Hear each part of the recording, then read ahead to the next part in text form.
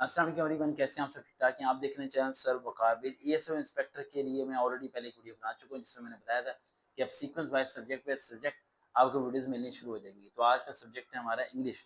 अब ASM inspector के English के टेस्ट को पास करना आप लोगों को लगता है काफ़ी कॉम्प्लिकेटेड है, लेकिन मेरे ख्याल से ईजी है क्योंकि आप ग्रेजुएट ऑलरेडी ग्रेजुएशन आप सबने की हुई है, तो आप लोगों की तो इंग्लिश वैसी बेसिक स्ट्रॉन्ग होती है।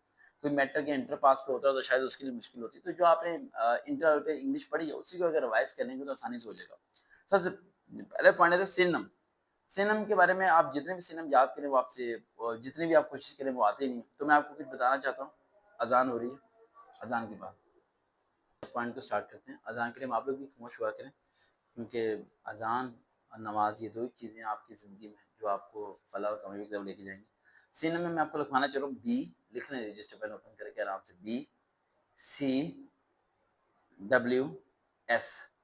आई repeat again, B C W S. इनके से मशहूर जो सिनम्स पिछले पेपर में आते रहे हैं, इन अल्फाबेट से स्टार्ट होने वाले उन्हीं की आपने क्या करनी है, प्रैक्टिस करनी है। आगे आपका आता है करेक्ट स्पेलिंग। ये तो मैंने आपको लास्ट टाइम भी कहा था कि स्पेलिंग करेक्ट वो तो आपकी वोकैबुलरी है। अकोमोडेशन हो गया, रिम्यूनरेशंस हो गया, पार्टनरशिप हो गया, इनके बेसिक स्पेलिंग आपको आने चाहिए। राइट, ग्रेजुएशन लेवल आपका कंप्लीट है, आपका मास्टर करेंगे कुछ बच्चे, तो ये करेक्ट स्पेलिंग तो आपके 4-5 नंबर तो पक्के आपके वैसे ही आ जाना चाहिए।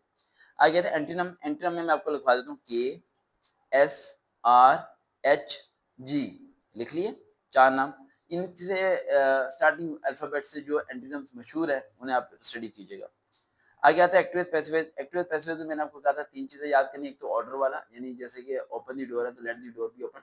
दूसरा आपने याद करना है वो चीज जिसमें इंटरोगेटिव है, क्वेश्चन मार्क है। और तीसरा आपने याद करना है प्रेजेंट सेंटेंस। इनकी प्रैक्टिस करनी है, हो जाएगा। उसके बाद आता है वो तो पता है ना, subject verb object, object verb subject किस तरह करना होता है, ये तो पता है ना आपको।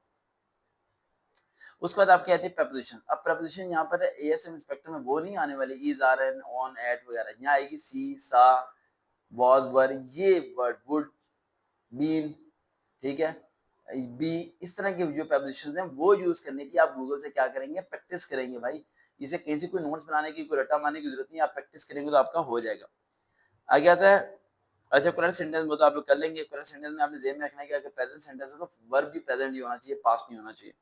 आगे डायरेक्ट इनडायरेक्ट, इसकी आपको प्रैक्टिस करनी पड़ेगी भाई। इसमें ये आ सकता है कि फीलिंग के बारे में आ सकता है, जैसे जॉय होता है, सॉरो होता है, ठीक है, लेकिन इसकी आपको प्रैक्टिस करनी पड़ेगी। ठीक है, प्रैक्टिस नहीं करेंगे तो आप कॉमे की जगह डॉट ही लगाते रहेंगे, बाकी सारा आपका गलत ही होगा।